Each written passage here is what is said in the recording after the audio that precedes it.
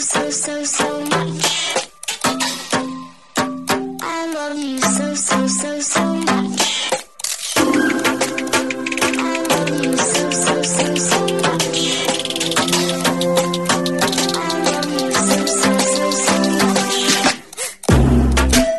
Hello, all you positive heads out there. Thanks for tuning your beautiful brainwaves into another episode of the Positive Head Podcast, where we are firmly convinced that creating success and happiness is rooted in understanding the ultimate nature of reality and the fact that as human beings, we are all immensely powerful fractals of the one and only source consciousness, which creates and animates all things.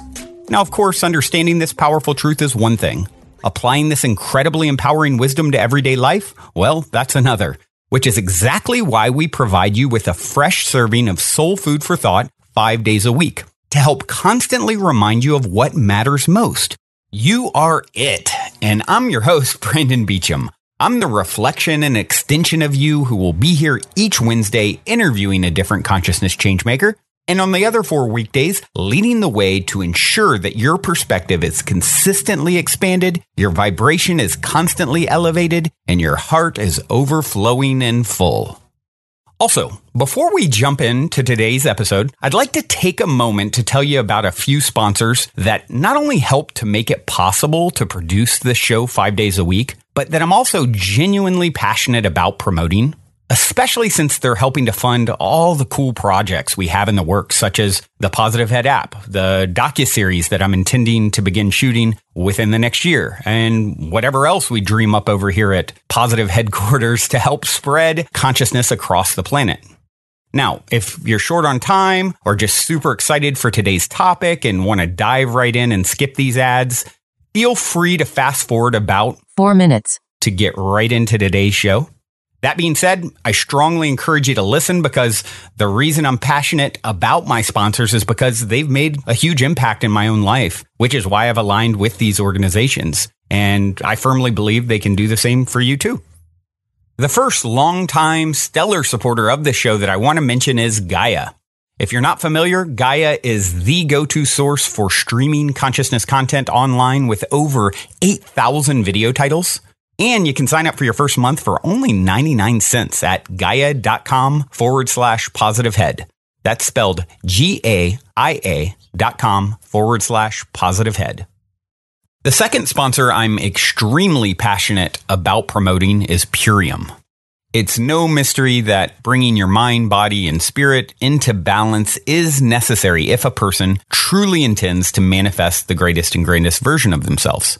And as of recording this, it's been about 4 months since I started taking the Purium Core 4 superfood products every day. And I can honestly and sincerely say my mind, body, and spirit have never felt more in alignment.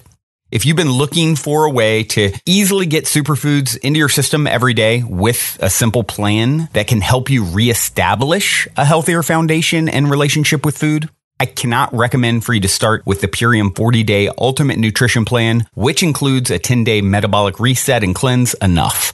I spent personally months researching Purium before I jumped in, and now myself and over 150 other positive heads have started with the 40-Day Ultimate Nutrition Plan, and many of us have continued taking the Core 4 products on an ongoing basis daily ever since. I personally intend to take them for the rest of my life because they played a huge role transforming my vibrational state. If you decide to do it, it'll cost you just over $7 a day for the first 40 days and only about $5 a day after. But if you do it the way that I recommend you to do it, the smartest and most beneficial way, it won't cost you anything. I recommend you to just look at where you can reallocate money you are already spending on food each day. Essentially, you're just going to swap out the unhealthiest stuff you're in the habit of purchasing in exchange for Purium superfoods.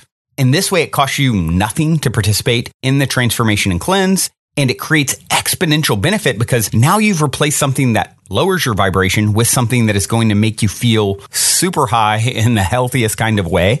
Just take a few minutes, see where you can cut out $5 to $7 a day and commit to doing it. It's that simple.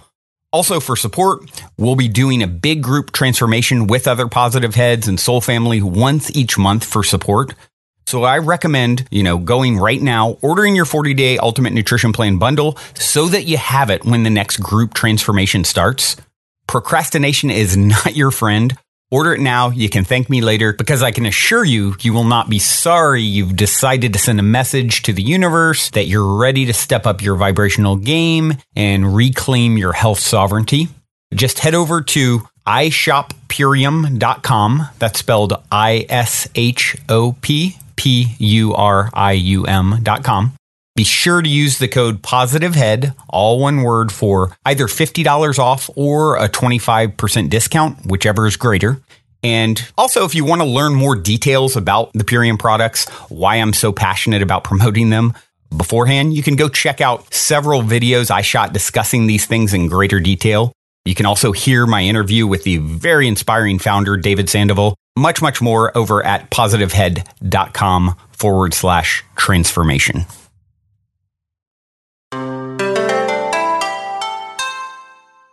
All right, all you positive heads, on this week's Pow Wow episode, I'm very excited to have my pal from another gal, Robin Tala, here with me on the show. Tala is an ethical networking, consent culture, passion igniting superhero, and I am super stoked to dive into his beautiful brain and heart on the show today. Tala, welcome to the show, my friend. Hey, Brandon, it's so excellent to be here with you. Yes, I definitely, you and I have been close friends for a while now, and, we've been talking about, I got to bring you on the show, and when you just brought up to me, the other day, now, for those of you who don't know, Tala is actually my mentor in Purium, and one of the main reasons, Ema originally sort of introduced me, but Tala has really become, such an inspiration, and such so much wisdom in regards to health and wellness. And so, we've gotten to be close friends. And when you just told me, hey, we're doing this New Year's resolution, transformation cleanse with Eddie Modestini, his name? Mm-hmm. Who studied with Mr. Iyengar, and many of you probably done Iyengar yoga, and he's going to be he studied with him for 30 years and doing a free training 45 minutes every day during the 10-day transformation right at the top of the new year. And of course, people, New Year's resolutions, right? That's a big thing. And I was like, oh my gosh, we got to it's time. Let's bring you on, let people know about that. I'm not going to start off maybe at the beginning of the show going deep down that rabbit hole, because there's so much other exciting stuff to talk about that I want to cover with you. But just, to throw out there for any of you guys who want to learn more about that, of course, you can go to positivehead.com/transformation, and there will be, more insight if you want to join in on that whole process with us. But I'm super excited about that. I'm glad that you brought that up, and we will speak more about that later. But I just have to say, Eddie Modestini and his partner, Kristen Bostiels, are two of the senior most yoga teachers in the world. These are trainers of trainers of trainers, sponsored by Yoga Journal. They go on tour with Michael Franti, Willie Nelson, Neil Young. And Eddie studied in India for, 30 years with Iyengar. And so the fact that they're offering free yoga 10 days, 45-minute classes per day on video, that by itself would be, hundreds of dollars to, if it even be available. And so it's just so cool that we have this vehicle of this New Year's intentions group transformation to start our year out in such a beautiful, positive, and inspirational way. So yeah, we'll dig into that more later, but I'm excited that we'll both be embarking on that journey together. And I hope we have some positive heads. I know we already have some, but even more who will join us for that. Yeah, absolutely. I've had people certainly reach out about, are we going to do another group cleanse or transformation? And when you told me about this, I'm like, yes, front burner, it's time to bring you on. But before we, we'll talk more about that later on in this episode. I want to get some background on you. And, let me start at the same predictable place I always start. And that is this question. You're in an elevator.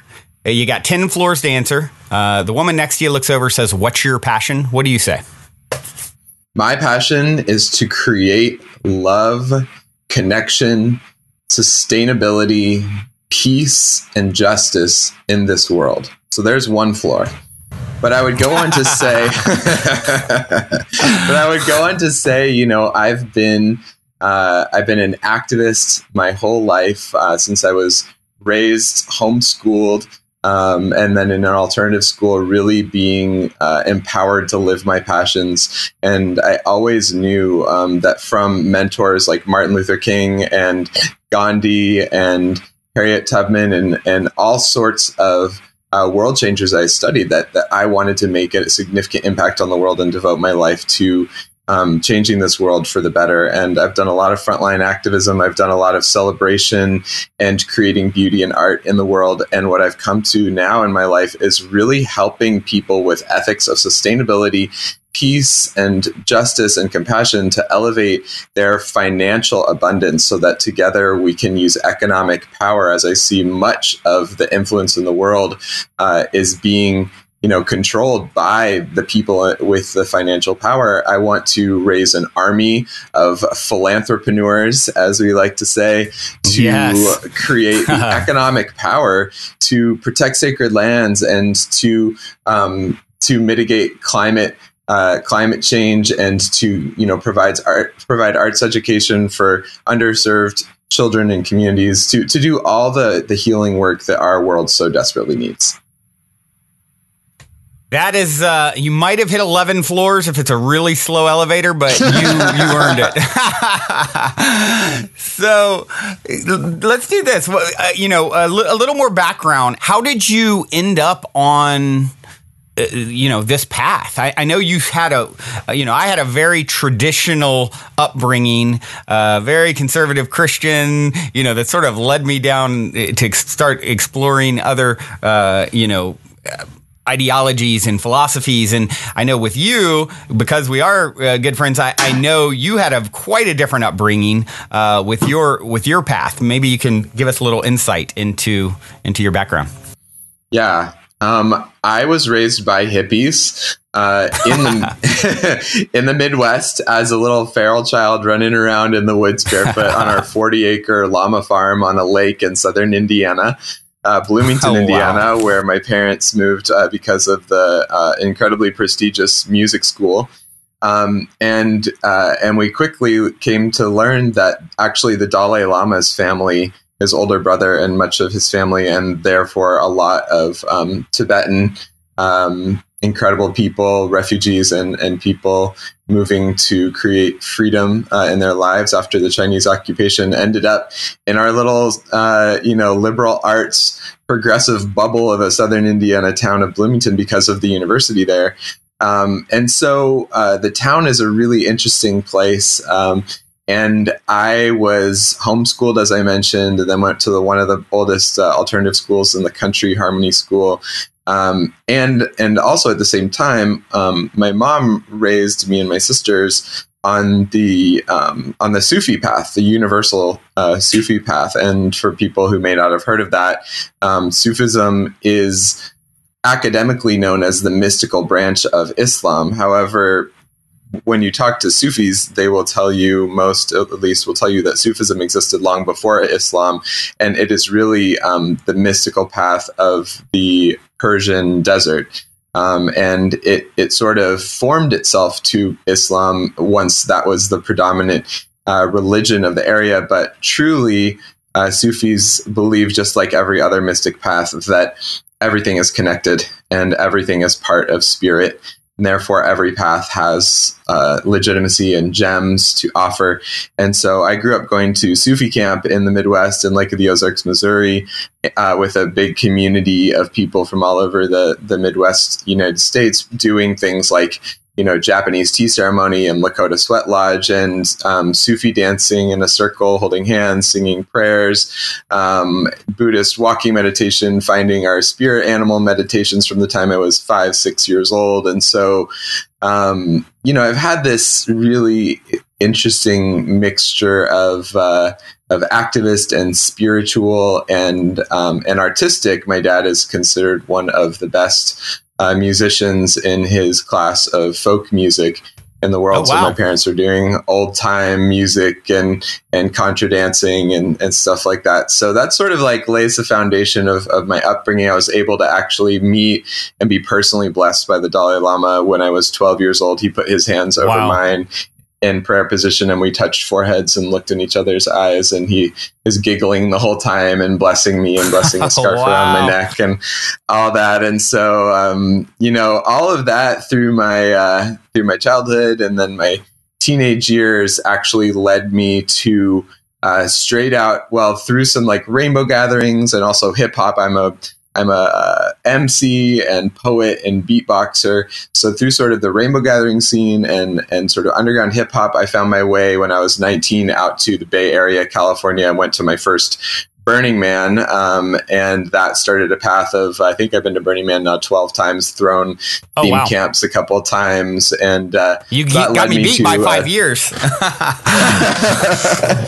it's been an amazing. I did 10 years. My whole 20s, every year of my 20s, I went to Burning Man. So wow, very cool. Yeah, so it's been a dynamic path that led me out to the Bay Area, California, and then from there, I've just become involved with all sorts of other projects, leading me to my work as a empowerment coach and a health and wellness professional, a ethical networking professional, and also an event producer. So. Yeah. Wow. That's all? There's more. That's so good, man. Yeah, you have definitely been an inspiration to me. You know, it's, you know, one of the things that I really have admired is just watching as I've, you know, over the last year gotten to know you and just see the way you deal with like challenging situations and approach, you know, some of these very heated topics that are happening in our society. You know, there's a lot of tension out there around racism and consent, and you know, and I see you chime in on some of this stuff, and you're really, really, really graceful in the way that you sort of navigate these topics. And as someone who, you know, sometimes struggles to really maintain calm equilibrium because it's like I don't know, God like put like a lightning rod up my ass or something. It's like I feel so plugged in energetically, and sometimes it's like it's hard to sort of calm and be peaceful and not, you know, overreact or any of those things. And I see the way you deal with it, and it's definitely been an inspiration. And so I applaud all the work that you're doing. Well, thank you so much for that reflection. You know, I'm human just like the next person, and I definitely have my moments of being off center and off kilter and reactionary. But I really believe that all of the challenges in our life are presented to us in order for us to be able to learn lessons from. And so I really do my work, especially as a man in a culture that has been formed on patriarchy and racism. I'm a white man, and so I have a lot of privilege. And I think that it's really important for all of us as humans, no matter what, you know, your outward, you know, race, class, gender, whatever, all the demographic dividers, regardless of who you are, but especially for those of us who have, you know, an elevated position of privilege that we start our experience from, to use our awareness and our consciousness to become better people. And so I am fortunate to be able to have been a student from a distance or up close of many people who have helped teach me how to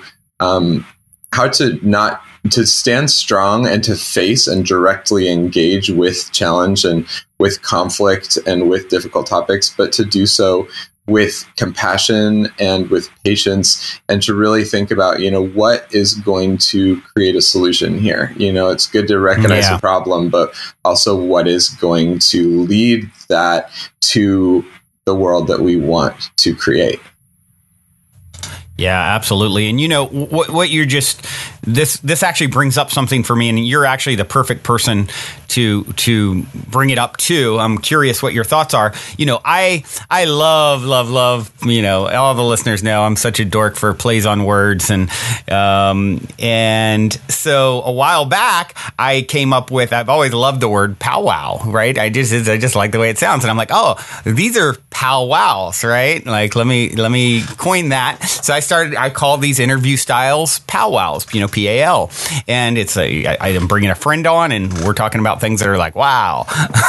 And then I just saw something like a week ago talking, and it was, a Native American woman had made it was either an article or a post or something saying, stop using the word powwow for business meetings, or, and so I thought, oh, wow, I that hadn't even crossed my mind. Like, is this, and then it leads into, for me, kind of some of these things. It's like some of these things are tricky to know where to draw the line. With some of the issues with like hairstyles, for example, or it gets really tricky because it's like once you start drawing a line, like this particular culture owns this hairstyle or this, it's like I don't know about that. It's like there's a lot going back for many, many, many generations of people who've done all kinds of things from all different races and continents. But I understand also it's like this is a very sensitive topic, and I understand that it's like sometimes when the pendulum's swinging, there is definitely, as a white man as well, there's definitely been a lot of privilege that we've had, and I think you're spot on. How do we use this to help to get rid of, to even the playing field as much as we possibly can? Sometimes I feel like the pendulum swing is, and maybe it's natural, it swings really hard the other way, right? And I'm just using the hairstyle thing as an example. For me, that's a tough one, and I'd like to. I'm just curious what your thoughts are on. Well, now this powwow thing just was. No one's brought it up to me, by the way. No one's ever said anything, but I'm like, oh, I hadn't even thought of it till I saw this, and now I'm like, okay, I'm probably going to hear about it. So really, I'm just like, I'm bringing it up now. So I'm curious. What are your thoughts on that? Wow, Brandon, I first of all just want to recognize you for asking the tough questions, because doing that, self-reflecting and asking the tough questions out of compassion for others is really such a beautiful place to have this conversation from. It's very easy to feel defensive and threatened when we encounter an idea that is contrary to something that we are really comfortable with. And I think the way that I approach these questions is not coming from a place of entitlement of like, oh, well, who are they to tell me what I can and can't do, which is a legitimate thought. But what my goal is I want all of the people around me, all the people who come into my orbit, to feel safe, to feel loved, yes, to feel invited. And even if, let's say, it's amazing that you're bringing up the powwow term, because I've never told you this before, but that is the one and only element of your show that brings up discomfort for me. And that's because of my work with anti-racism and anti-oppression and privilege work, and my close relationship with some Native folks in this country. And I know that if some of them, and I'm prepared that when I post, this episode and share it, that it may be triggering to some people that I interact with in some circles. And so, it was something that and guys, we didn't talk about that beforehand at all. No. Like so that's really interesting that I had no idea. I was planning on bringing it up to you at some point. But so I want to return back to what I was saying, that, so maybe, when we talk about, ideas of cultural appropriation, there may be tons of people, let's say there's like, you have 5 native friends who say, oh yeah, it's fine, that's a great play on words, whatever. But then you have one native friend who says, that makes me feel uncomfortable. So we could say, oh, well, that's just one person, these other 5 or these other 10 are fine with it. It's all good. But when I return back to the place inside of me that says, I would like to create a container where as many people as possible feel comfortable and loved and welcomed, then if that term is triggering to this one person and it's creating disharmony, then I want to make my best effort to include that person. So another way that I've considered this exact topic, and I had a whole Facebook Live thing that went really pretty big on my wall about this, was the term guys, saying you guys, right? So you guys is a gendered term, right? And it's a term that refers to men, but we refer to like all genders by you guys. No, most people, what I found because I asked a question, I was like, hey, what do people think about this? Like, I say you guys, but like, I want to know. And you know what? Like 4/5 of the people who responded, or maybe it was more like 3/4, said, oh, we don't care. It's fine. A lot of women were like, I say it, it's all good. But I had a couple trans friends and some women who stepped forward and said, thank you for asking. I actually am not comfortable with that. And so I decided to consciously evolve the term you guys out of my language, not because I think it's totally wrong and I'm taking some big stance against it, but because I want to create this culture of inclusivity in my community. Interesting. Yeah, that's another one. Yeah, I had someone a while back who, sort of spoke out, and this is going back a year plus now, where, I refer a lot of time to people as, boys and girls. I'll say girls as opposed to woman, and maybe it's because I feel like I'm so boyish myself. Like, that just seems like really like natural to me. But, someone, same kind of thing sort of brought this up. So I've really analyzed that and like, okay, it does get a little tricky because it's like almost no matter, obvious you get to there, no matter what you do, if someone is seeking, like for example, seeking to be offended, they're going to find a way. Like the trans persons, that makes sense. That would maybe cause some sort of uncomfort or discomfort, or so it's just, I guess all we can do is try and find the healthiest line we possibly can without going to like some super ridiculous extreme where I can't, I can barely speak, right? Yeah, and when I think that language is powerful, and absolutely. I think one of the things that comes up when we talk about these issues is fear, that we're afraid of being judged, or we're afraid of being pigeonholed as someone who doesn't care, when we know in our hearts we do care. But then sometimes that thought actually flips it around to the point where we get so defensive that we latch on to like ways that we have spoken in the past to say, oh, well, you might be blaming me for not caring, but you're just stupid because you don't know me, because I do care. So I'm going to keep saying this anyway. And it's this place of defensiveness. And so what I invite people as they're listening to this episode, because you're right, there's no there's no line. This is all a spectrum of experience. And it's really a place that our culture is growing and evolving right now. So what I invite, you, as you're thinking about this term, powwow, and maybe, the potential of evolving that term, and people listening to this podcast, is how can we bring ourselves into a non-reactive, non-defensive space to really hear where people are coming from and look at the core of it, see that there's deep cultural pain that sometimes is surrounding or genetic pain that's been, perpetuated over many, many years or generations, that these little words, even though they don't seem like much, are triggers for. And so we can use those words as portals to go in and empathize and create connection and care. And actually, they can be our allies and our keys in order to help resolve and heal this pain that is sometimes, many generations old. So I think language is one of the keys that we can use to evolve culture in that way. Yeah, well said. It's I suppose it's maybe it's time for it to be delegated to the archives based off of this conversation.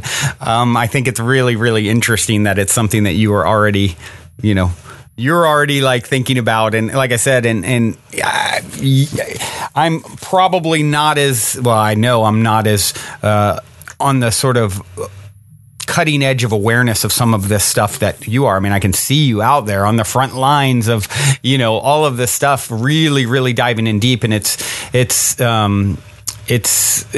tricky territory. And so I really applaud your diligence and the heart that you bring to exploring all of this stuff.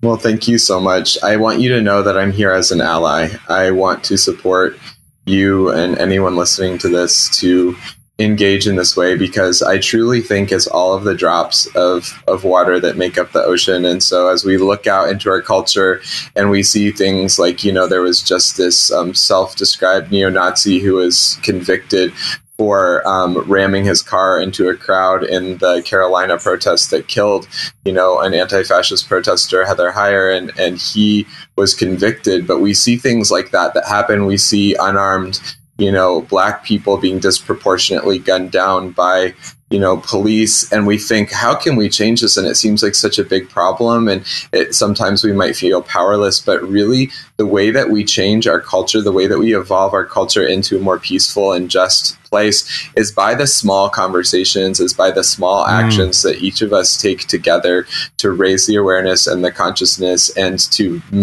do the little things to make our communities more safe for people of all races and all genders and all, different separation demographics which separate us, so that we can actually come together and feel safe and beyond safe, inspired to co-create a beautiful world together. So I'm an ally in that work. And if you want to continue this conversation after some reflection, I'm definitely down to be by your side as we continue to do that work together. Oh, thank you so much for that. That's amazing. All right. Well, now seems like a good moment to take a quick minute to tell those of you who aren't familiar a bit about our sponsor, Gaia. I've been a big fan of Gaia for many years now, which is why they're the only content provider I've ever reached out to in regards to potentially supporting this podcast. So needless to say, I'm very excited they're now supporting the show. Gaia truly is my personal go-to source for streaming consciousness content on the web. They have an incredible 7,000 plus exclusive videos covering 5,000 years of wisdom. Just to give you an example, on the show Missing Links, the incredible researcher Greg Braden explores all the biggest questions concerning who we are, where we come from, where we're going, by connecting the missing links between science and spirituality to complete our understanding of humanity's history and to better understand the interconnectedness of all things. Awesome, right? And that's just one example. As you guys constantly hear me say, it's a daily conscious effort to maintain an elevated vibration. And if you're looking to go deep down the rabbit hole to do so, then Gaia is the best place I know of to do it, period. And you can sign up for your first month for only 99 cents at gaia.com/positivehead. That's spelled GAIA.com/positivehead. Check it out. We haven't ever had a detailed conversation really about your upbringing. I know you have a lot of ongoing educational things that you're doing that, in line with your own spiritual development and your, Sufism path, as a child. I'm familiar just very high level with all of that. So I'd be really curious to learn, how that applies to your current spiritual path. Is it a part of your current spiritual path? And, if not, or either way, what is your ongoing, I know you are pretty regularly going and you have a teacher that you've been learning under for quite some time. I'd love to hear more about all of that, your spiritual path. Wow. It's a huge question. I ask myself this question every day, because when it comes to spirituality, it's such an inherent piece of my core being that sometimes any external expression of it feels like not nearly enough. Like it's an interesting quandary that I think many spiritual people who are on a spiritual path come to, where they, we have these practices that maybe teachers give us that help us come into our center or align with our spirituality. But then sometimes they seem so trivial. You're like, what am I doing? I'm sitting here, saying some words from some culture, counting beads on a string, or I'm, out walking, contemplating, some concept. And on one hand, that's beautiful. But on the other hand, it's like, seems so arbitrary, it's like, my connection with Source is at my center, and there is nothing that I could do, and everything that I do is that, and right. So it's a big question, but I would say that I find my deepest sense of connection through nature. I would say that's my biggest. My church and my deepest connection with Source is through nature, and truly nature is everything. And so, I do choose to spend time with certain teachers, and one of my teachers, his name is Martin Prechtel, and he is an amazing author who's written some incredible books, including The Smell of Rain on Dust, Grief and Praise, The Secrets of the Talking Jaguar. And he is someone who grew up on the reservation in New Mexico, and he spent time in Guatemala, a significant amount of time, with a 25,000 person Mayan village in Guatemala before the Mayan culture in the 80s was basically eradicated by the conflict between the neoliberal fruit corporate like fascist situation that went on down there, and the conflict between them and the rebel guerrillas that the indigenous people got caught in the middle of. But he has become a seed carrier of that culture that was mostly lost. And he doesn't teach us how to be Mayans, but he teaches through these rituals and connection to the earth that he was a part of, how for each of us to make space at the table for our indigenous souls to return, because truly indigenous people, which isn't just, when I use the term, it's not just tribal people, living, who are, official members of maybe their, First Nations tribes, but really just everyday people living in congruence with their earth-based traditions or practices that have been happening for many years. When these people have been chased out of their places of origin for thousands and thousands of years, and so we cannot, so many of us now in this who have been born into such a consumerist culture, who might be separated from our indigenous ways, because we all were indigenous at some point on this earth. But many of us, especially people of European descent, are so far removed for so many generations. So many of us now find ourselves, in North America, or maybe wherever you're listening, we find ourselves wanting to seek that connection with the earth. And so it feels natural to want to find it, to go search for it. But the interesting thing is that when you go search for it, that's the same chasing that's happened for so many years. And so, oftentimes the indigenous soul within each of us will flee. And so what we're learning, one of the things that Martin teaches us, is how to set the table of your life in order to make a seat at the table that the indigenous soul within you can actually return on its own. And so that looks like slowing down. That looks like getting to know the land around you and what plants grow in your bioregion. And maybe not, I love traveling, and I definitely struggle with these things. I'm not perfect, but maybe not traveling so much, and getting to know your bioregion and learning to do the things that the people in your place have done, learning how to weave and spin cotton and wool into thread, or learning how to weave a basket, or doing the things that human hands have been doing for so many thousands of years, which have been just in the last couple generations really eliminated from our cultural practices. And I find that when I take time to slow down and do some of those things, when I look at nature as source, as the holy, then it gives me a deeper sense of fulfillment in my life. And so I've been really focusing on that path and finding it to be very nourishing.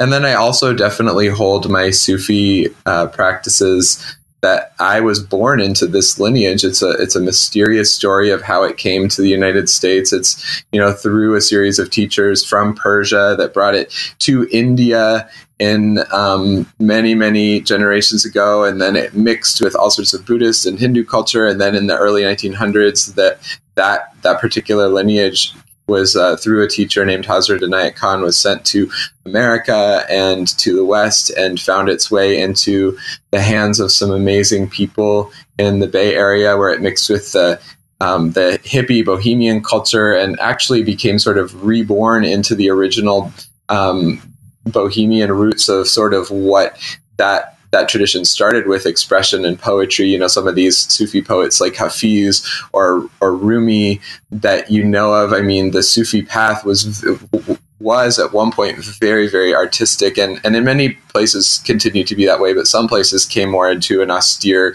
meditation practice centered approach. And so when this path came back through the Bay Area in the early 1900s all the way up until the 1960s, it sort of rebirthed that really artsy expression-based core back into existence. And now that particular order of Sufism, called the Ruhaniya, is spreading again throughout the world.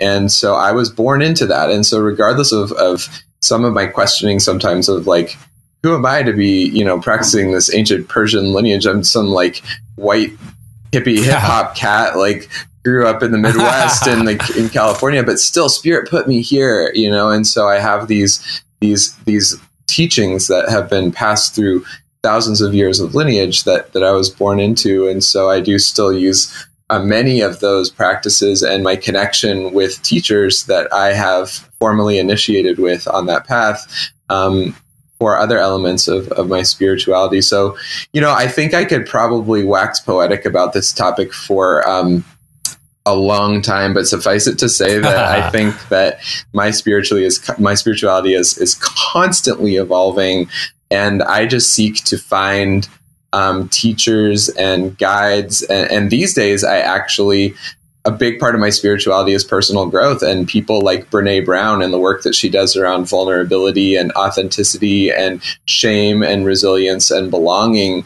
For those of you who may not know, she's a qualitative researcher who is studying shame, who ended up finding so much beautiful golden gems among the people she was studying that now she's almost like a personal growth guru of sorts that came to it from an academic perspective, but through her work has just discovered so many beautiful universal truths about how to deal with our challenging emotions and how to be wholehearted people, not running from our shame, but really just being with what exists inside of us and dealing with our challenges in a way that helps us grow into better and more wholehearted people. And so, for everything from Brene Brown and her work to, Joseph Campbell's work, to Richard Rudd and the Gene Keys, which I know you've had on your show before, to my Sufi teachers, to earth-based First Nations approaches from people like Martine Prechtel and others. It's definitely an ever-evolving amalgamation, a bubbling cauldron of a recreation that's constantly happening inside my heart as I seek to always become a better person and become in tune every day with the source that resides deep in my heart. You are a poet indeed, my friend. Beautifully said. That being said, I want to bring up, since interestingly enough, as we talked about this whole clearing of words that may be triggering, at the same time, get this, at the same time I saw this powwow comment, the first time or article or whatever it was, I can't quite remember, about a week ago. I also saw around the same time another word that was brought up as potentially problematic and one that we should look at removing from our vocabulary. And that word was indigenous. And the reason was, what this person was saying is that the root word is indigent, which, having pulled it up, it's suffering from extreme poverty, impoverished, archaic, deficient, totally lacking in something specified. So indigent, from indigenous. So, and I know, of course, obviously coming from you, like there's no intention to use a word that is, and it sounds like even like your teacher probably uses the word, but interestingly enough, I think there's so much of this woven into our language. When we break down the words, it's like, as you said earlier, words are so powerful that, they're spelling, they're casting a spell, abracadabra, as I speak, I create as I speak, rather. And so that's one. I don't know. I'm assuming you probably haven't bumped up against that yet or heard this, but because I just heard it a few days ago myself. But supposedly, obviously you can see the word in there, indigenous, and basically looking up as archaic and lacking and impoverished, and all these things.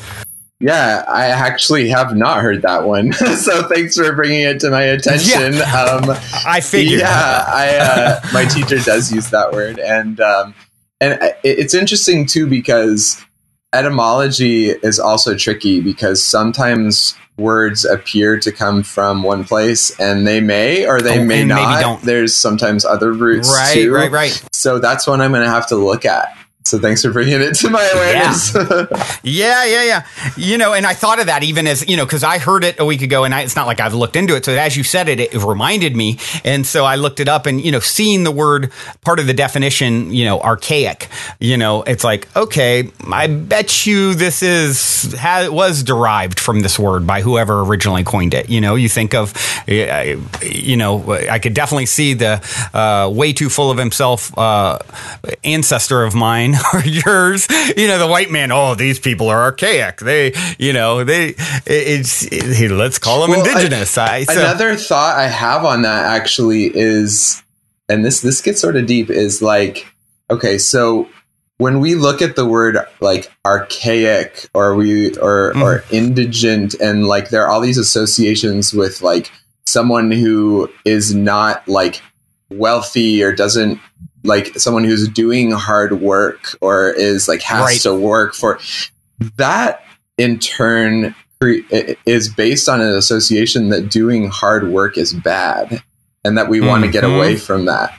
And really, truly, I think most of us, especially who have grown up in this like technological inundated society, find that when we go out and we put our hands in the earth and we get our rake or our hoe out, or we do sit down to make some pottery or to learn how to weave a basket, that's actually deeply fulfilling work. That's work that makes our soul feel so good. It's what human hands have been doing for so many generations. And my teacher, like moving meditation. Yeah, and my teacher Martine oftentimes says that a lot of the social illness that we see in mental conditions and anxiety and depression in our world, if you have someone who's suffering like from depression and you sit them down and teach them how to make a basket, that they're going to feel good again. And so it leads me to this question of, why do we associate hard work with being less than? That maybe even if that word indigenous does come from that term indigent, let's uncover that and see why the term indigent is such a negative term that is associating that you're supposed to get away from, doing the hard work of putting your hands in the earth and using your physical body to do like meaningful labor, and why that's necessarily such a bad thing. It may be one of the most beautiful things we can do. So I don't know. That's just a thought process that comes up for me when around this topic. Yeah, and I think you're spot on with that, especially when you talk about the archaic element of it, or like, you think of something that's, oh, well, they don't have technology or this or that. It's like, man, is that a bad thing? Right.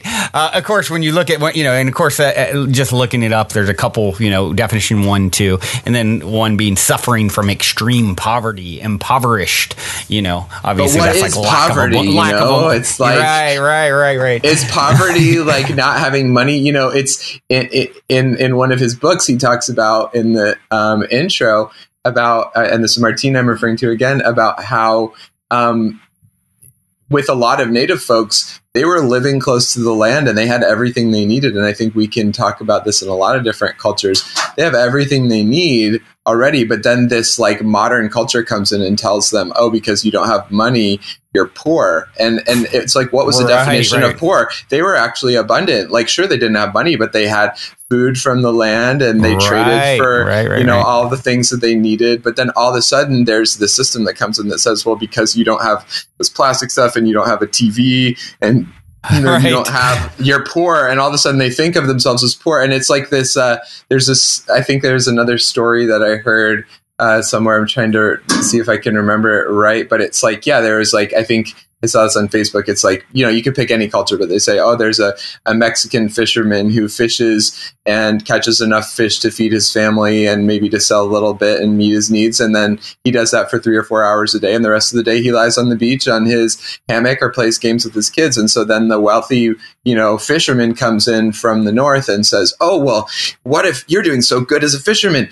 What if you just, got like another boat and you could catch twice as much fish, and then you could start selling it in the market in Mexico City, and then you could make more money and take that money, and then you could get a whole fleet of boats, and then you could be, catching tons of fish, and then eventually you can retire so that you can lay on the beach in your hammock and play with your kids.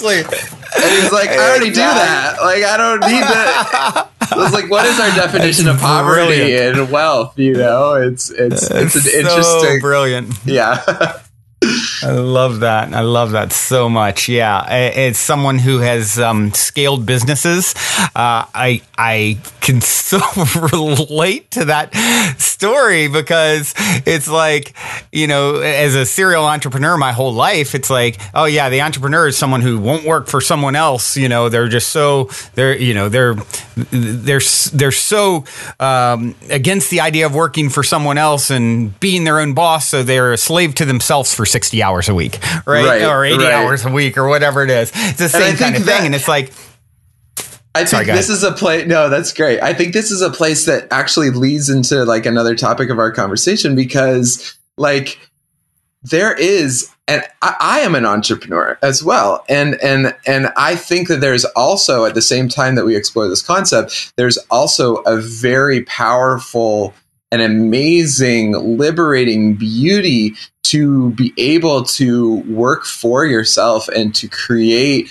abundance in your life that will help you up level and create things that you may not be able to create. So by telling that story, I'm not saying, oh yeah, everybody just like go work hard and be a part of the system or something. Like, I think that that entrepreneurship offers a really valuable path, but I think that it's important to assess at all times and return to our center about, what are we actually working for, and is what we're doing with our entrepreneurship bringing us closer to that goal of being in harmony and being in love and having, time freedom and having financial freedom and sovereignty, which is a word that I just have been loving so much in the past couple of years.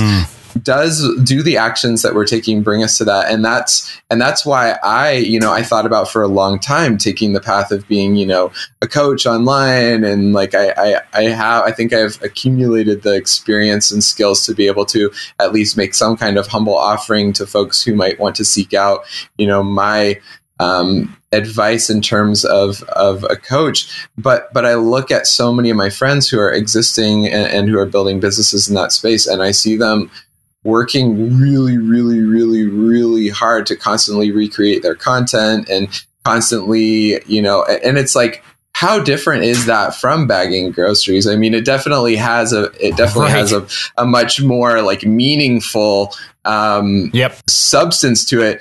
But like maybe there are ways that we can actually leverage our time in a model which allows us to create a generator which allows us to actually get back to the beach and to our kids and to the hammock, and that's why I have that questioning is what led me into my ethical networking business and everything that I'm doing around that. So I think those are good questions to be asking as well. Yeah, it's absolutely. And, I'd love to go down that rabbit hole a little bit with you, because obviously those who've been listening to the show for a while know, I've been very, very slow in 3.5 years to introduce any sort of sponsors or anything like that. And of course, 6 months-ish ago, I introduced the second sponsor. Guy has been, sponsoring for a while, a year and a half or 2 years or something like that. But Purium, which is how I met you. And honestly, Tala, you're the big, having Dave Sandoval, the founder, on was a big part of it.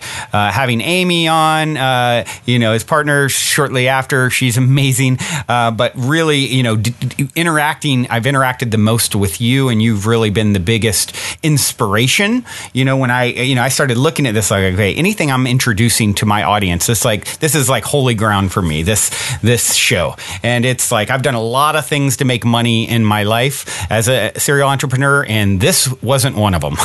I set out to do this from the heart because my passion to help elevate, raise consciousness, including my own, starting with my own, teaching best what I most need to learn. And, but one of the things I did set out with the intention initially was, man, it would be really awesome at some point. I remember thinking it really, really early on. At some point, I'd like to find something for myself that, not only is helping to, I'm doing all this heart and mind work with the show 5 days a week, but something that's the physical counterpart. As an entrepreneur who, even after recording this, I'm going to go to an office and work on another business that's flourishing and takes a lot of my time and energy. So I'm juggling so much. Like, what's the easiest way to get super high vibe superfoods into my system efficiently, quickly? Because I certainly don't have time to go be Chef Brandon, shopping at the market all day. And I'm not quite as smart as the fisherman on the beach yet. And so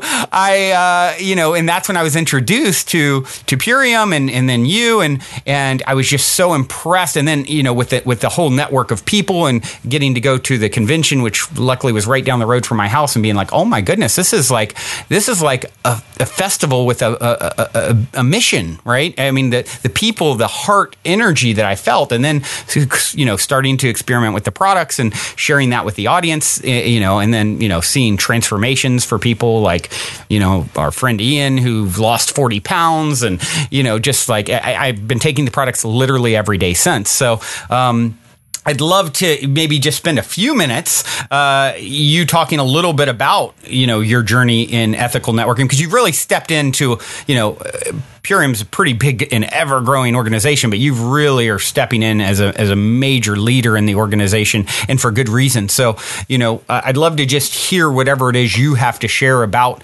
that journey, and give us some insight into it. Absolutely, I'd love to share. I mentioned my upbringing, and when I was growing up, my parents did their best, and we had an incredibly beautiful life, full and rich with amazing experiences, but we never had much money. And I remember throughout my childhood, my mom, like, very consistently evaluating whether we had enough money to do certain things, and us making sacrifices. And I had some other friends whose parents were well off, and I always wanted to have more money. I always wanted to be able to live a higher quality of life and do all the things that I wanted to do, and not have to think about whether I could afford that little, extra treat, or afford to do that thing, that I really, some activity or whatever. And so I really made a commitment that I didn't want to follow the path of the 40, 40, 40.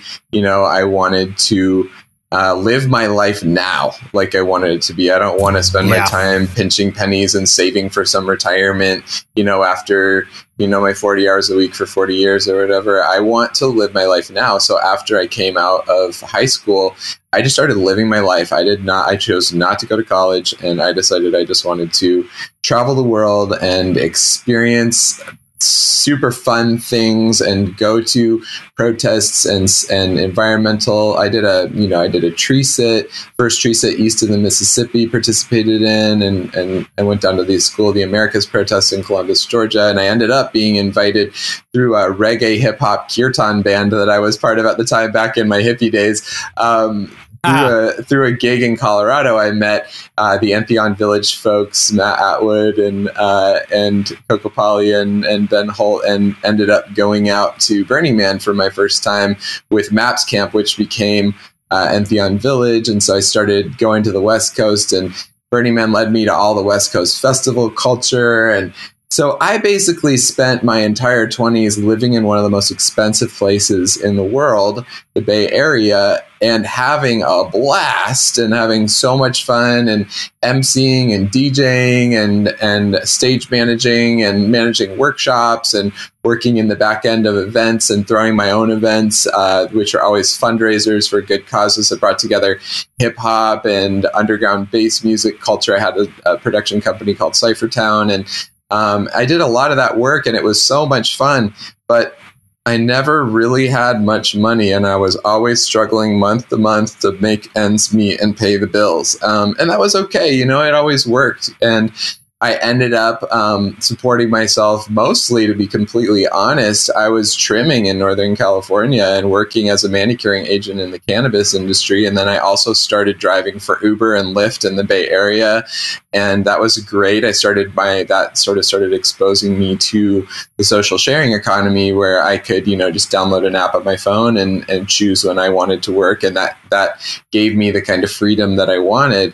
But still, I was still just making ends meet. And so then, as I spoke about earlier, I started to really dig into okay, I want to create a legacy on this planet. I really want to help make this planet a better place. And am I going to do that through working Lyft and Uber and through trimming and barely making ends meet? No, the people who are controlling the narrative of our planet are people like the Koch brothers, who are funding the entire Republican Party, who are these billionaire oil executives, and they as much as we work to get our victory with our tree sit, then the next politician comes in and just reversed the whole thing and ended up cutting that forest anyway. And it was what was that work we did for? It was a great victory, but at the same time, it just gets turned around. And so how are those politicians being elected? Well, most of them, because of decisions like Citizens United and the Supreme Court, where they did away with most campaign finance restrictions from corporations, they're being financed by these billionaires. So my natural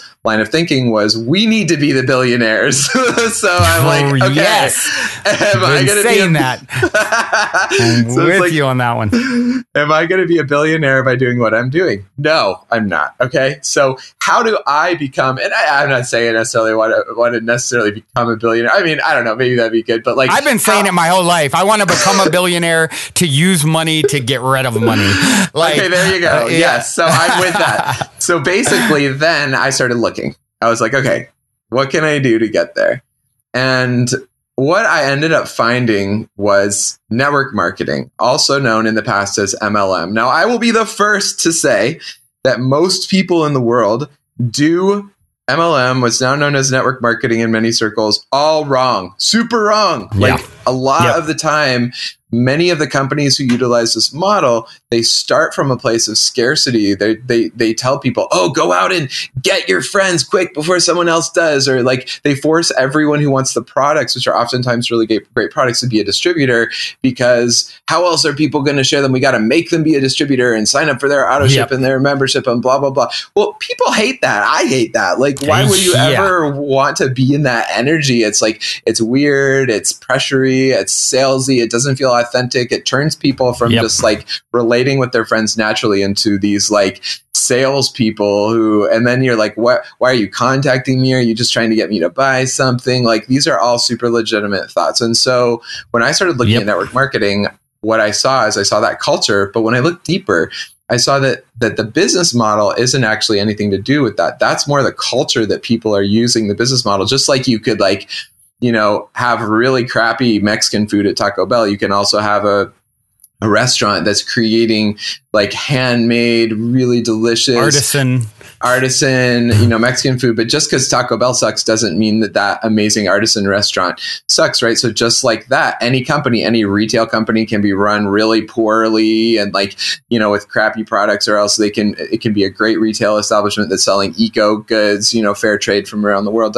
So I started looking at network marketing, and when I look at the structure of network marketing, which I want to also call out, there's this word marketing, which is really triggering to people because we live in this culture that's like inundated with fake plastic crap and all of these commercials that are trying to get you to buy the shit you don't need. And we associate that with this term marketing. But when you look back at say the Silk Road or ancient markets, or you go to maybe another country and you go to a night market that sells all this cool stuff, there's this positive feeling. Truly, the marketplace is just an exchange of ideas and products and services. It's the community center traditionally. It's where people meet in the plaza to be together. And so I just like to illuminate that thought, because when I say network marketing, we have this word marketing, and that can have a negative connotation too. So I'm starting with language too and picking it apart. So when I look at, I like to call this ethical networking now, because what we're really doing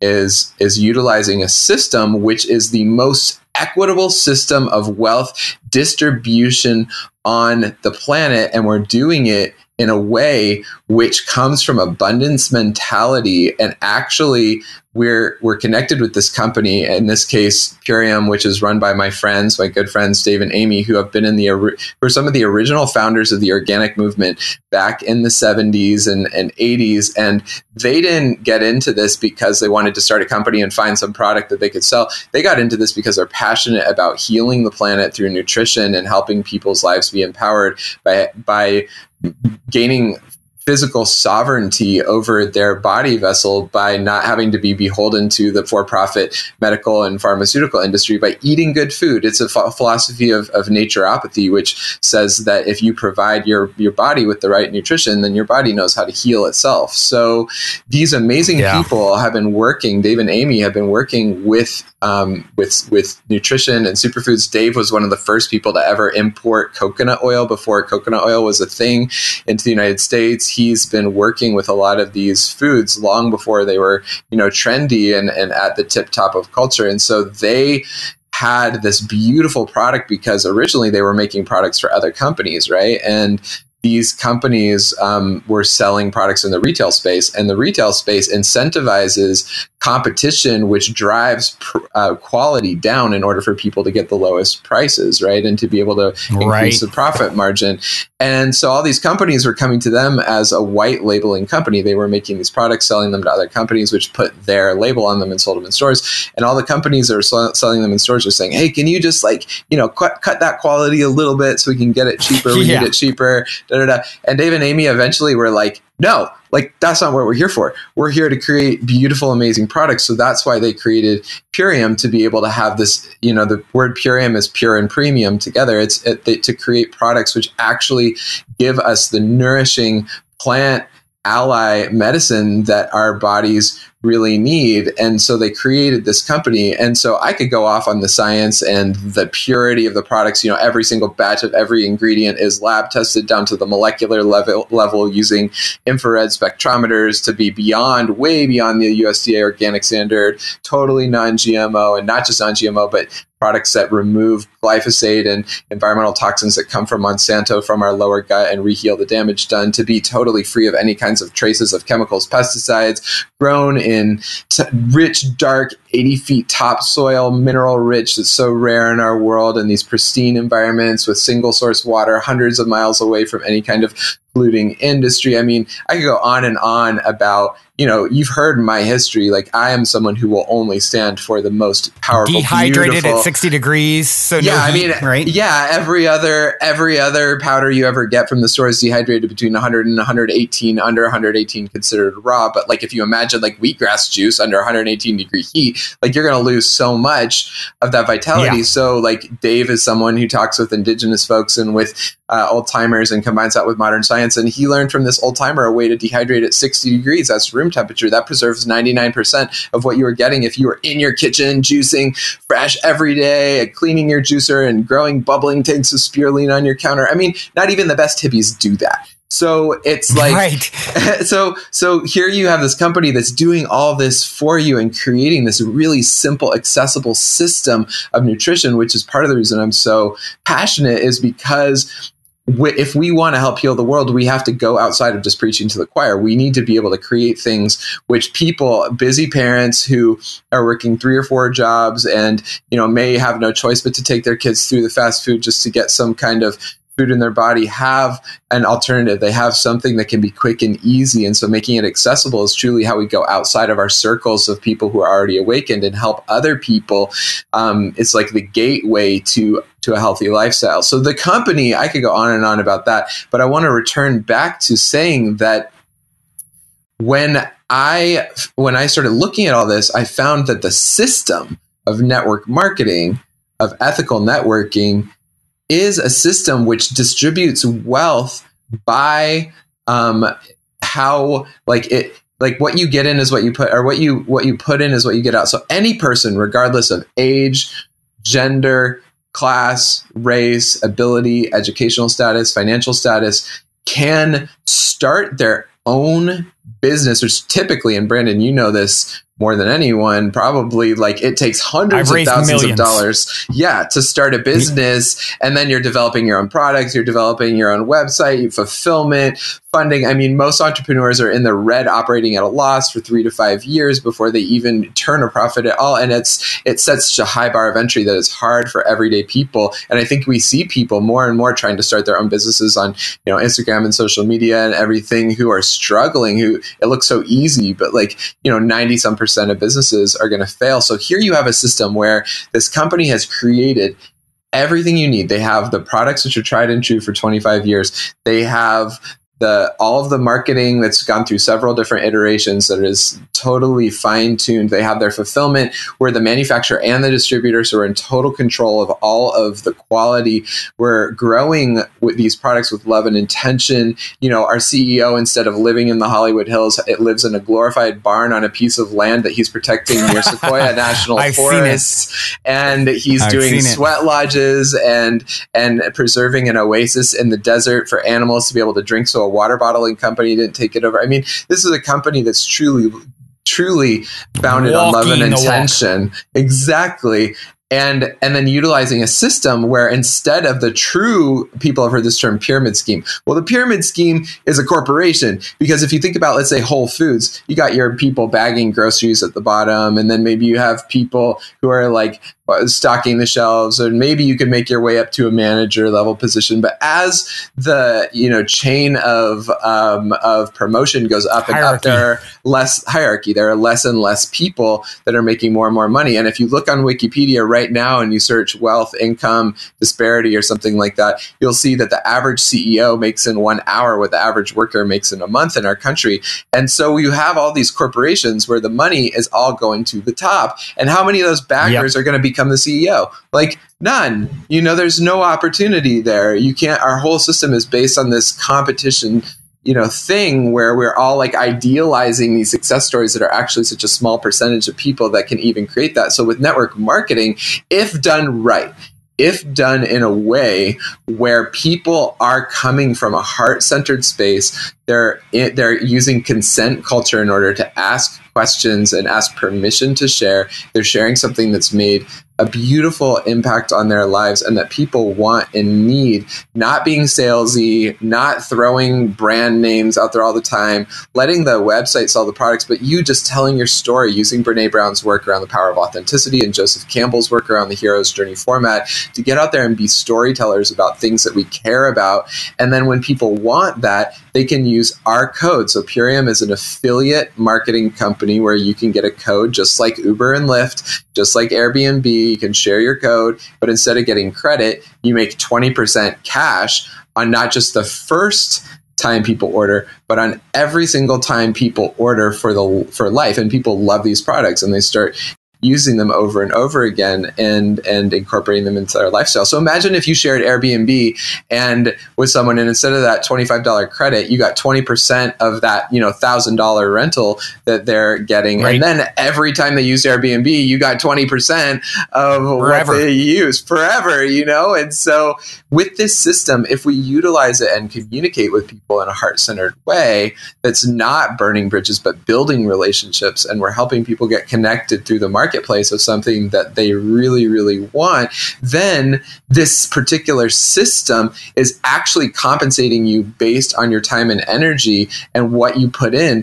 And there is no limit to how many quote unquote CEOs you can have. Like right now, our distributors are making more money than the owners of the company. The owners of the company are putting all their money back into it, and the distributors are able to. So you can be one of those leaders. And so what I do is I specialize in helping people utilize this system in order to build their own personal brand. Some people are coaches or podcasters like you, or just mamapreneurs wanting to bring their husband home from work to spend more time with the kids, or people who are just passionate about health and wellness. Yoga teachers, we mentioned Eddie and Kristen are brand partners with us at Eddie Modestini. They're helping yoga teachers create a secondary stream of income because most yoga teachers don't make enough money. So with this system, we are creating financial empowerment, and there are people within network marketing who make upwards of $10,000, $30,000, $100,000 a month by building this. And it's not easy. It takes work, but the work is very lucrative for what you're doing. So what my goal is, and I return back to this world changing, is that I want to help hundreds and thousands of people make at least $10,000 or more per month by telling their heart-centered story and sharing truly organic, non-GMO superfoods, which improve people's lives, whether they just want to be a customer, which is totally fine, or they want to, be a brand partner and share with people, and then take a percentage of that money all together, pool it together, create consensus-driven, basically trusts of money to be able to influence our world and create the healing that we need by creating economic wealth among people who have ethics and values of sustainability, of love, of compassion, of peace and justice. And if we truly are going to make the change that this world so desperately needs right now, if we are to come back from the brink of mass extinction and climate change that's happening in our country, we must go faster. We must create this economic power quickly so that we can step up to the Koch brothers of the world. We can fund the progressive politicians like Ocasio-Cortez, like Bernie Sanders, like so many everyday people who are starting to get involved with politics to bring a progressive and a truly working people's message to the halls of government to actually change our policies and save our world. And so for me, it's like, if the culture is poisoned, if your lower gut is poisoned with glyphosate, if our culture is poisoned by unethical and unjust economic standards, if our culture and our families are poisoned and we have the antidote, is it an opportunity to share or is it an obligation? I think it's an obligation. Yeah. So I am stepping forward to help people do this. So the first thing that you can do to walk on this path with us is to join us in this new year to reset your health and to reset your intentions and to do some nourishing yoga and to fill your body, flood your body with positive nutrition, and then to explore whether this is something you might want to share with your communities. If so, great. If not, totally fine for you to do it on your own. And join us by placing an order through Brandon, which will support his podcast with the code Positive Head. to keep this work going, and then get your order of the 40-day Ultimate Nutrition Package and join us to reset your health in the new year and create this world that is so desperately needed, this beautiful world which is not just possible, but is probable because of all of our loving hearts and intentions and actions that we as heart-centered positive heads are creating in this world. Woo! Preach it, brother. I'm a little bit passionate, if you can't tell. Yeah, I think there's some authenticity in there. Wow, you are such an inspiration. And that's the cool thing about this is you can just use the products. I'm addicted to them. I mean, I truly am. I have them every day. I used to reach for an energy drink, a Sambazon organic energy drink, which by the way are really good. But now it's like I'm so high from what I have in the afternoon, the Spectrum Greens mixed with the Can't Beat This and the lemon lime juice. It's like so tasty. And I'm like high as I can be from all this nutrition flooding my system. And so I don't even want the energy drink anymore because I got real energy being pumped into my system. And it's like I feel so good if I do have something that is, maybe healthy-ish or not that healthy or whatever. It's like, well, I've had that, or I had the Power Shake in the morning or whatever. It's just been such a powerful tool for me as someone who's so busy to have it at arm's length. And I've really just got addicted to it. And what's wonderful is the way Dave and Amy have set up the company is, hey, if you just want to take it yourself, no problem. You don't have to be a brand partner and distribute it. The cool thing is if you do, there's a reason 80% of women in the U.S. That make six figures or more are doing so through network marketing. That's an incredible statistic. And as you said, the model, I'm someone who I feel confident that, I certainly I got lots to learn. But one thing I say I probably know more about than the average person is business, having been an entrepreneur since I was, 10 years old or whatever. And, having started a company on my friend's couch with penniless pretty much, living on my friend's couch, believing I could manifest and create and anything I wanted, and taking all my years of failed entrepreneurial experience, those lessons, and parlayed them into starting a company that went on to be, in 2015, recognized as the Inc. 569th fastest growing private company in the U.S. I did it with no startup capital. We ended up raising millions of dollars in the last year, but before I exited. But to get there, it's like it's unheard of. Where we got to, what I set out to do, 1 in 10,000 entrepreneurs ever get there to 10 million a year in revenue or more is the statistic. It's unheard of. As you said, most businesses fail. And I'm doing it again with another business that's even got a crazier trajectory right now, in growth trajectory. But the thing I loved when I was introduced to this was Purium or network marketing to me was like, wow, I love this model. The money goes back to the people instead of like Whole Foods, you use as an example. Well, Jeff Bezos makes like $8 million an hour now or something, the wealthiest man in the world, Meanwhile, the people running it are fighting to get like $15 an hour, I think, So most of the money is being funneled upstairs. It's truly a real pyramid scheme, ironically. And with this, all of the lion's share is going back to the people who led to the purchase. And that's why you have people like Tony Robbins, who, here's a guy who's, self-help and business, he does business mastery courses, and people pay him millions of dollars just to spend time learning. People who are already successful in business learning from him. And I was when I just saw this recently, and I was like, wow, that's so powerful coming from Tony. And he's right. He was saying, when people ask me, should I start a business? He says the first thing I tell him is don't.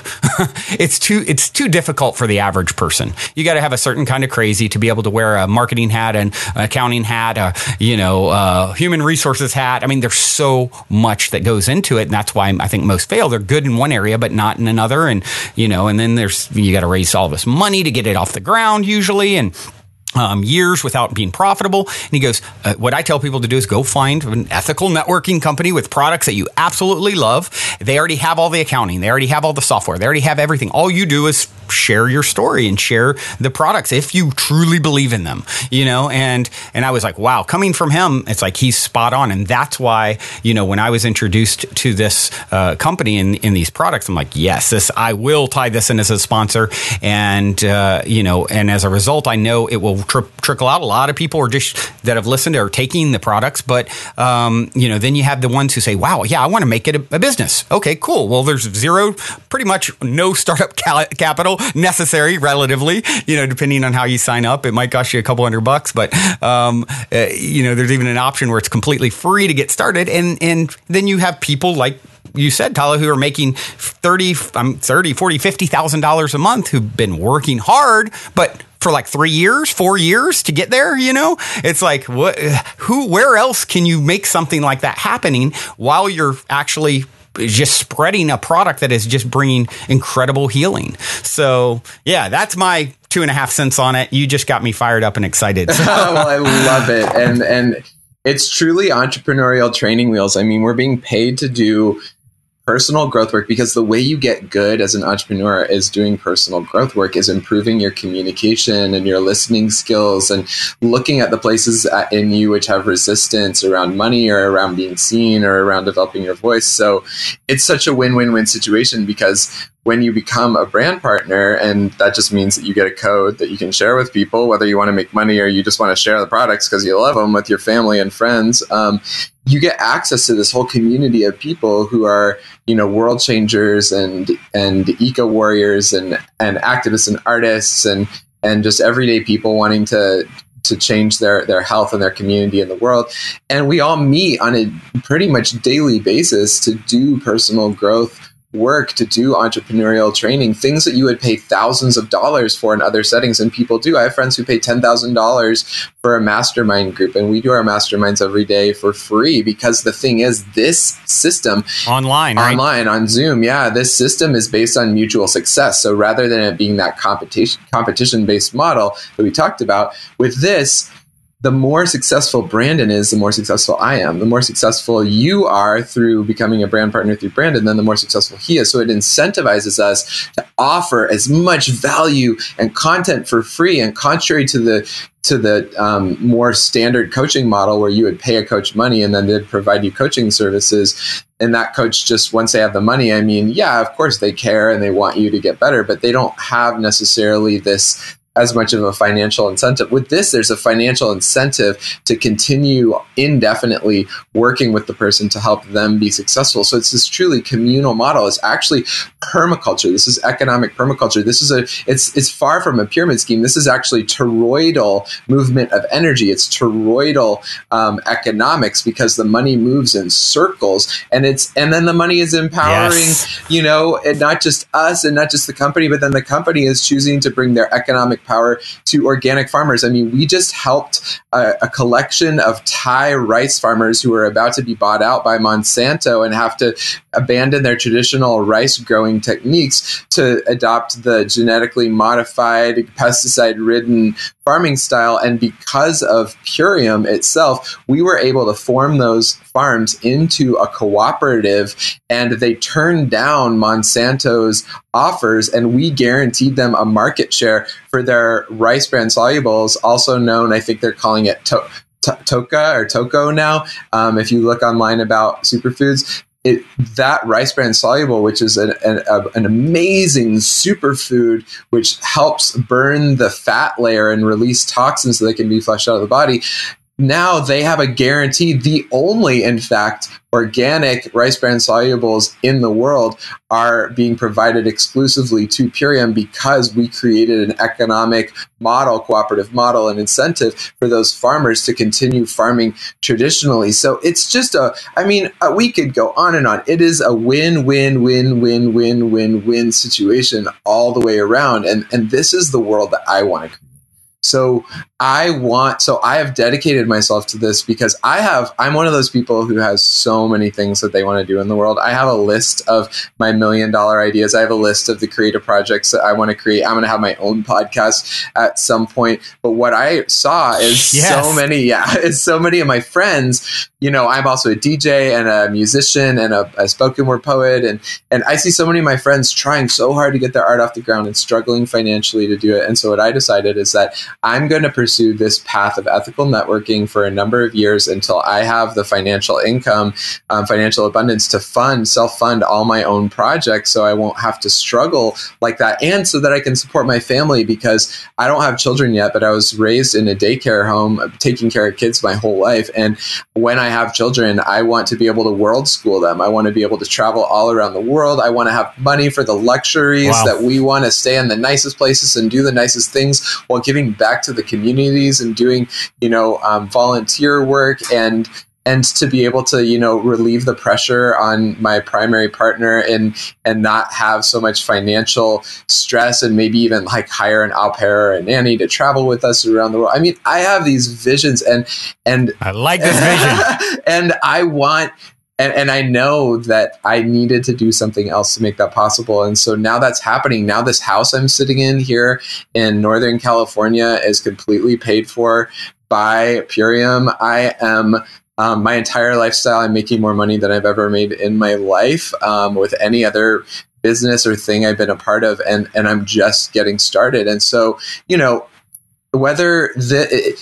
have to be like me to do this. There are many people who just have a very simple want in their life. They just want to have some better nutrition, and they just want to have a better life for their family, or just a $500 extra bucks per month. Make an extra $1,000. And I'm so grateful to Purium that they have actually diversified our model so that like I said, we're a hybrid company. So if people want to be a customer, they can just be a customer. There's no membership. There's no auto ship. They get the same discount that any brand partner would get. They can just straight up e-commerce, Shopify platform, just buy the products. And all they do is use the affiliate code from the person they learned about it through, in this case, Brandon with Positive Head as the code. And then you can just buy the products. There's no commitment, because Purium is dwelling in a place of abundance as a company, that we know that we don't need to force people to be distributors by making it the only path to get the products. You can buy the products and use them on your own. And then if you feel so called to share, you can either upgrade your account to be a business brand partner, or you can refer people using Brandon's code. Or from the beginning, if you feel that entrepreneurial spark in your spirit and you're ready to create something different in your world, and you want to, even if you just made a couple of dollars off it, ever experience the personal growth work, the community, the live events we're doing an event in Kauai in the end of February, where we will do entrepreneurial training. We'll go to the beach together. We do a plant honoring ceremony all together, and we gather to do these late night deep drop-in personal growth sessions. And super powerful. Very powerful stuff. Brandon came to our national convention. We have this event called Unconvention, which is a Purium family micro festival and camp out with yoga and DJ sets and workshops on nutrition, and a whole kids village and sweat lodge that we do on the CEO's personal property and land. I mean, you can be involved at any level that you want, and you can find your way through it by engaging in the way that feels good to you to start, and then self-selecting what feels good as a continuance of that path. And so anyway, I know that we're going to have to wrap up soon here. And so I just want to say that if you would like to know more, please get a hold of Brandon or I in the Positive Heads group on Facebook, or we have an independent group specifically for people exploring this plant nutrition, plant-based lifestyle path called the Positive Plant Posse. And you can connect with us there and find out, you can go to positivehead.com/transformation to find out more about this, and also to join us for this, to start your 2019 with yoga and superfoods and intentions, and a community that's going to be holding you accountable and supporting you to meet your goals, whether those goals are weight loss, in which we talk about weight loss. It's all with a positive body image. We just want to help you. We don't want to reinforce any cultural standards in relation to beauty or anything, just to help you achieve your goals. But with this program, people lose 5 to 20 pounds in 10 to 20 days, build muscle. If you don't want to lose weight, we can alter it and help you build and gain weight. We have athletic version of the program, full metabolic reset, cellular nutrition, detoxing the environmental pesticides and Monsanto's glyphosate Roundup from the lower gut, healing the damage done, oftentimes supporting the body to heal from intense health conditions, et cetera, et cetera. So doing the New Year's group, the New Year's intentional group transformation, and you can find more about what the protocol actually means and actually looks like on the website or by asking us, and we can send you some videos. You can also send an email to puream@positivehead.com to get that information. So we just love, obviously we're passionate about the products, we're passionate about the business model, and everything that you heard about my background has led me to this place. And now I love just giving people shortcuts because this is what I've chosen. So if you want to just skip right to it, I'd love to open that door for you. You've put in the work, and that's the thing you said. It's like, I've watched you. It's like you work it hard. Yeah, it's hard work, but it's rewarding work. And not everyone has to be Tala, right? But if someone wants to be like Tala and wants to make an incredible living doing this sort of work, spreading plant medicines, healing people, essentially with this superfood, then the great thing about it is he is super motivated to nurture you and guide you and mentor you. When I decided to partner up the show with this, I said, Tala, I really, really love what you're doing, but I'm so busy with 5 podcasts a week. And then, my other company that's just, a lot going on there. And you were like, Brandon, the great thing about it is we're all incented to make sure everyone is successful who does want to distribute, who wants to be a brand partner. And you've shown that. Hand holding, answering questions directly with products or the entrepreneurial piece of it, and helping to, all the training that you guys are offering. It truly is incredible to watch. And so just to kind of, as we wind down here, for those of you who want to participate just in the transformation and cleanse at the first of the year, you can certainly go and get the 40-day ultimate nutrition plan. 10 of that is going to be the transformation with the yoga with Eddie, and as we discussed, and then you can go to positivehead.com/transformation. You can, if you just have questions, you can email purium@positivehead.com. Tala will be answering anything that comes there.